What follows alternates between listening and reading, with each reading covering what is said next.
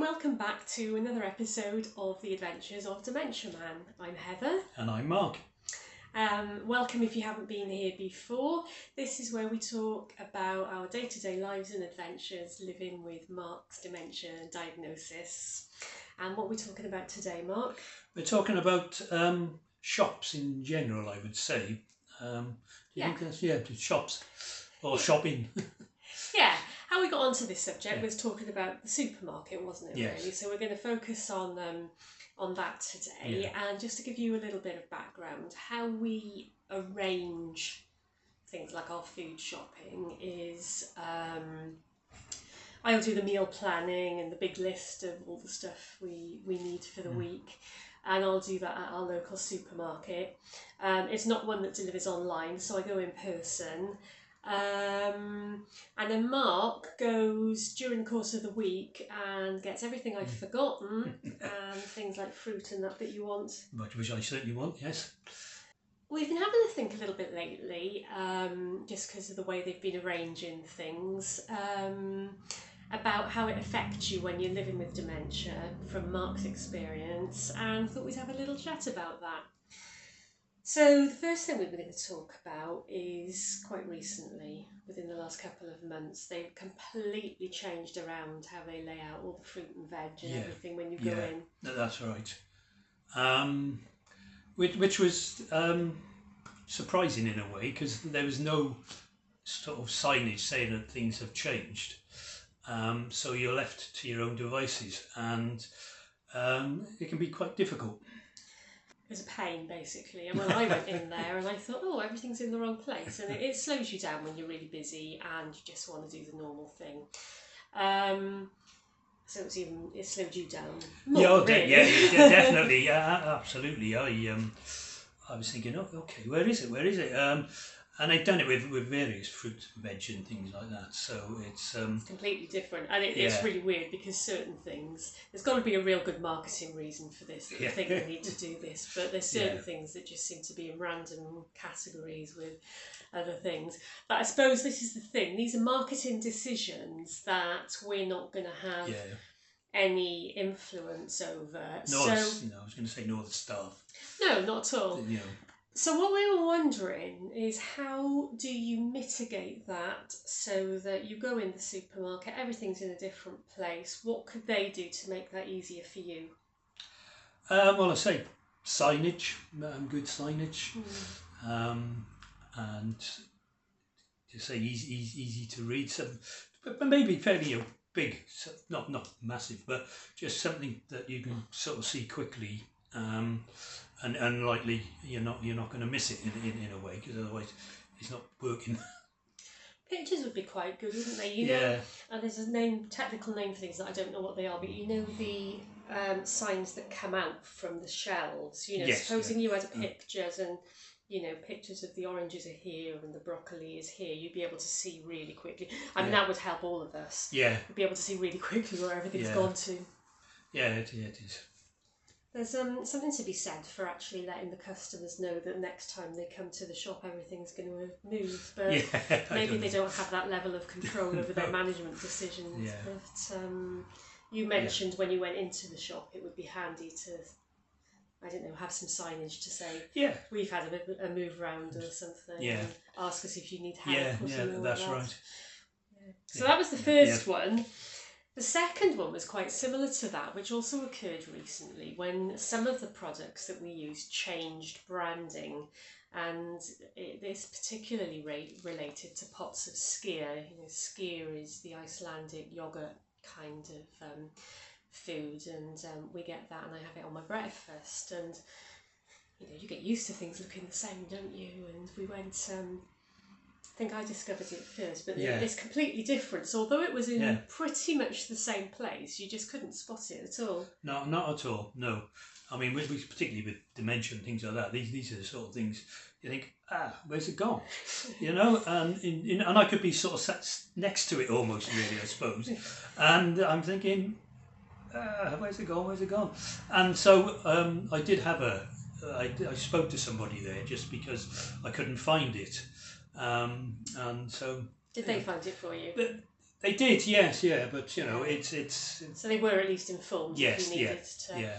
And again, you know, branding is product branding is nothing to do with the local supermarket, really. No. So, how do you make that easier for everybody, really? Because all of these things, I mean, they say supermarkets are really stressful places, and so how do you make these changes easier to navigate for everyone, not just living with dementia? Well, that's a good question. I mean, I was wondering, do you, you know, if you've changed the branding on the skier, do you on the shelf where the skier is say, you know, something along those, oh, hey, I've changed my suit, here's the, here I am, or, you know, just... I've got a new outfit. Oh, yeah, that's a good one. Just to kind of draw your eye to it and think, oh, okay. I'm sure there's better, I'm sure there's things that can be done. Yeah. So that was that, and then you were telling me on Saturday when you came back from shopping all about the checkout and the checkout experience. I mean, going through the checkout is stressful anyway. Yeah. Everything on the what do you call it, conveyor. Yeah. Get it all thrown at you. Yeah.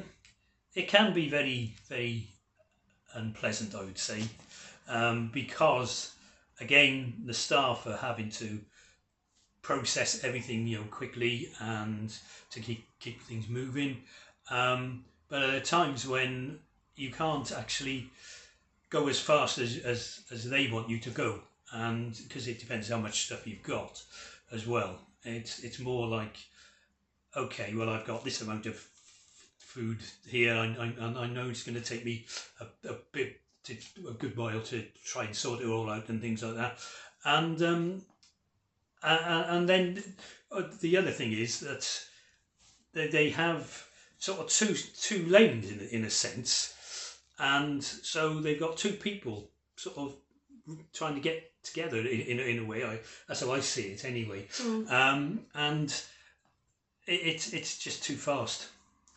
It's interesting because I mean I think the same, and you always have this little bit of panic. Again, they say supermarkets are stressful places, but everything on the conveyor belt, and then some of the staff members will, you know, at a leisurely pace scan everything through, and others they're just like a bullet out of a gun, and you kind of get that immediate sense of panic. Oh, I've got to pack this, I'm holding everyone up. And you know what I think is that sometimes you just have to say to yourself, all of us, hang on, I'm the customer, it's only a case of 20 or 30 seconds more, I am going to take my time doing this. Well, as we remember, I left a couple of things out. You know, it was because I was so sort of I don't really know what's going on. You know. Well, you came back without your cashews. My cashews, yeah, which was a nightmare, which of course. Is important. Yes. And then I went in there one day a couple of weeks ago, and there was a few shopping bags that you'd accidentally left. That they'd saved for us because they know who we are. Yeah.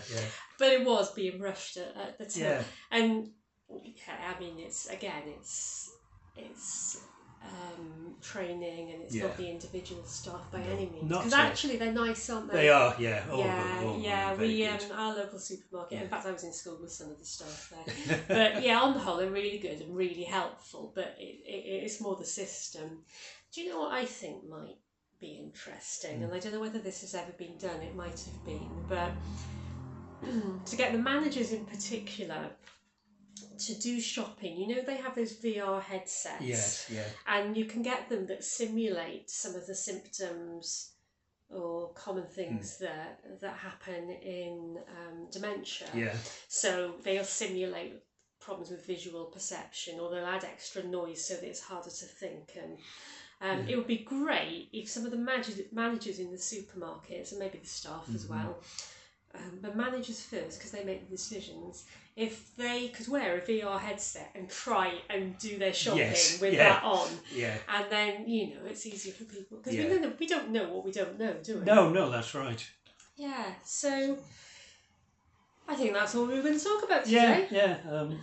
Rather fun, wasn't it? But we'd be really, really interested to hear. How do you find that? Do you, if you have a diagnosis of dementia, do you still shop? I mean, we've focused on supermarkets here, similar principles apply. Do you still do that? What are the things that you find difficult? We'd just be really interested to hear your experiences, and hopefully some people will watch this who make these kind of decisions and will realise a bit better how they can help. Yeah, at least they could think about it. Yeah, it's like everything else, isn't it? Just think about it a little bit. And we talk about accessibility. All sorts of matters have to be accessible for people who use wheelchairs and things like that. So cognitive accessibility is also something. Word. Oh, I know. I came up with that the other day. I like that one. I don't think I invented it. Anyway, as we say, love to hear your experiences and thoughts on this. And thank you for watching. Yeah. See you next time. You will. Bye for now. Bye-bye.